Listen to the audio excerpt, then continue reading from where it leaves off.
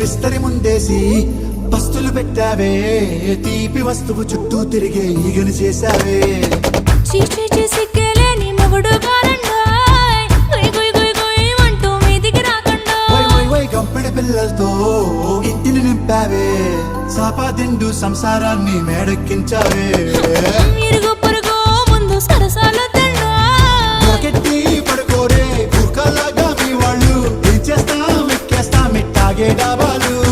పెళ్ళయి సన్నాళ్ళే అయినా కానీ మాస్తారు, తగ్గేదే లేదంటూ నా కొంగనికే పడుతుంటారు. హే గోదారి గట్టు మీద రామసలకావే,